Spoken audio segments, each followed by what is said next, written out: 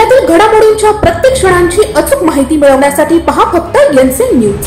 आमच्या YouTube चॅनलला subscribe करा आणि बेल आयकॉनला प्रेस करा।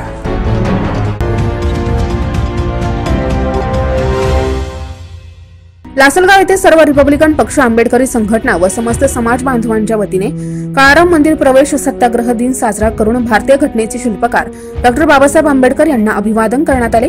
कार्यक्रमाप्रसंगी चंद्रकांत नेटारे, मोहम्मद रंगरेज, नाना सूर्यवंशी यांच्या हस्ते डॉ. बाबासाहेब आंबेडकर यांच्या प्रतिमेला पुष्पहार अर्पण करण्यात येऊन उपस्थितांच्या वतीने सामूहिक धम्मवंदना घेऊन अभिवादन करण्यात आले। सदर प्रसंगी आरपीआय शहर अध्यक्ष व ग्रामपंचायत सदस्य रामनाथ भाऊ शेजवळ यांच्या अध्यक्षतेखाली अभिवादन सभा संपन्न झाली।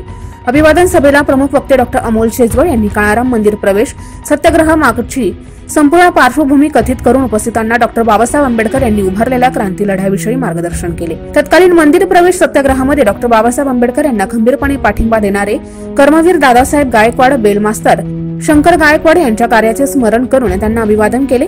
कार्यक्रम प्रसंगी आरपीआयचे जिल्हा नेते कैलास केदारे, मोहम्मद रंगरेज, नाना सूर्यवंशी, गोरखनाथ आडंगळे, बाळासाहेब सोनवणे, राष्ट्रवादी शहर अध्यक्ष सतीश पवार, सागर आहिरे, करण विस्ते, सोनू शेजवळ, आर.ए. ग्रुपचे श्याम साळवे, संघराज एलंजे, निमगावचे उपसरपंच राहुल शेजवळ, बसपाचे मिलिंद गायकवाड, मुन्ना शेख, विलास खैरनार, सचिन एलिंजे, पप्पू मोकळ, अशोक इंगळे, सुनील गरुड, किरण आगळे, सनी शेजवळ आदी समाज बांधव उपस्थित होते।